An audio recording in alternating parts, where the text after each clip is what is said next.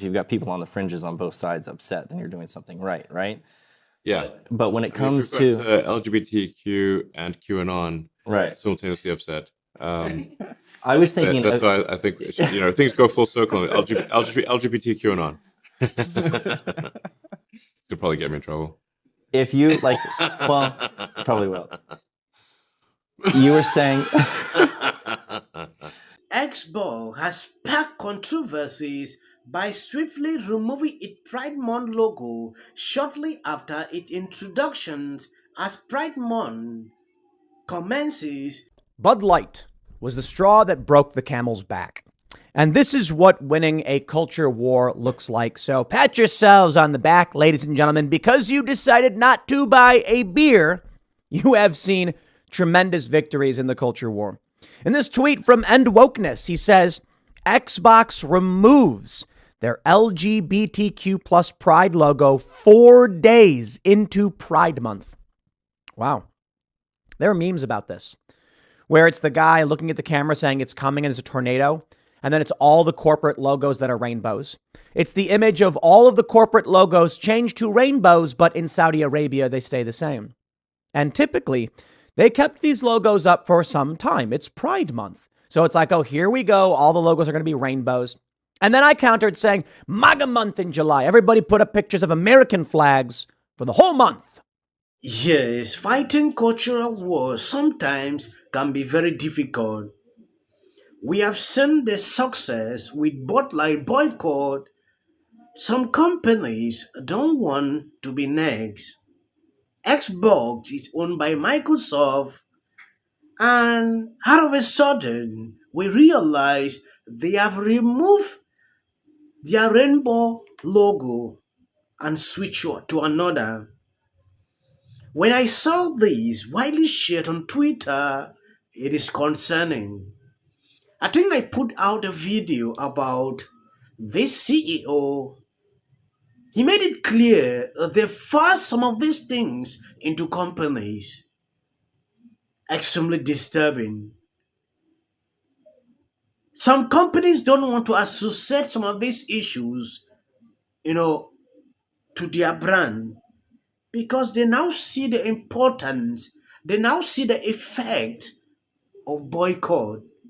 No matter how you pretend that this boycott don't work, just imagine a company losing about 14 billions within the space of 2 weeks. I'm talking in the case of Target. Then tell me if you will not be scared that this should not happen. It's just, you have to force behaviors. And if you don't force behaviors, whether it's gender or race or just any way you want to say the composition of your team, you're going to be impacted. And that's not recruiting, it is development, as Ken said. How do you force change, though? I mean, Larry, BlackRock has really been in the forefront of the ESG movement within corporate governance and a real leader. Yes, Xbox has sparked controversies by swiftly removing its Pride Month logo shortly after its introduction as Pride Month commences. Numerous companies embrace the occasions by unveiling their vibrant rainbow logos only to abandon them as swiftly as Vine accelerates behind the wheel on July 1st. Xbox joined the ranks of these companies, revealing its fresh and colorful design while also announcing a long-term collaboration with GLAD. The partnership aims to enhance the representations of queer characters in upcoming Xbox title developed by the company itself.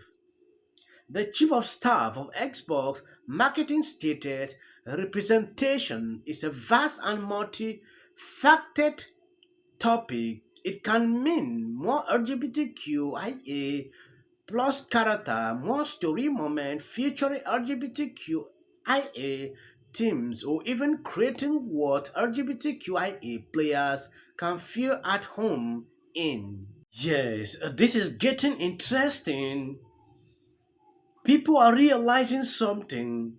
We saw what happened or is still happening to both like Target.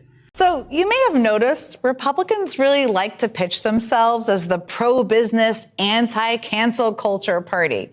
But they have a big carve out for businesses that openly promote LGBTQ plus rights. You've probably seen some of these headlines. Brands like Bud Light, retail chains like Target and Kohl's, teams like the Los Angeles Dodgers, all facing outrage from the right for their LGBTQ plus partnerships and merchandise. They've melted down over a trans woman receiving a personalized beer can. They nearly lost their minds.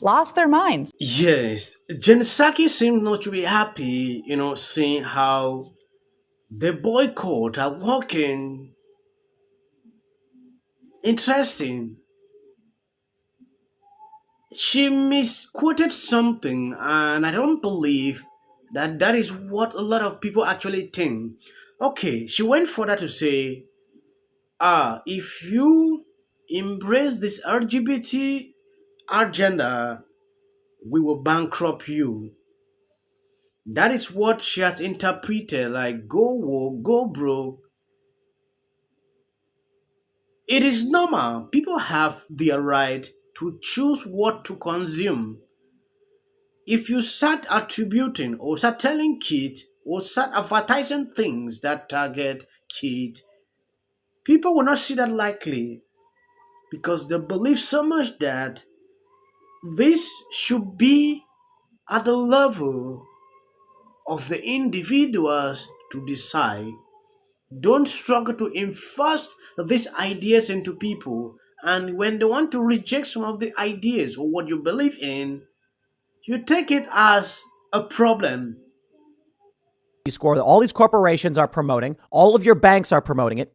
They're doing it because it's a component required. It's a social credit score. I'll put it that way. And the way they see it, if we want to get loans, if we want to get financing, if we want to participate, we have to have good ESG scores. That's how everything's being handled these days. The Federal Reserve went woke. But what happens if you got a company that sells, let's say you got a company that plays baseball, Major League Baseball, and they have these banks saying, look, if you want financing from us for any of your endeavors, you've got to have good ESG scores. They say, okay, they will be harmed if they don't. You see how that works? But what happens then when all of their customers and their players say enough? Then they go to the bank and they say, look, financing is great, but why would we want to take any financing or a loan or any kind of credit if we can't pay it back because we have no customers? So they say, we'll take customers over debt. That's the power of being the consumer. And you know why we got this far? Because the far left did exactly what people are doing now.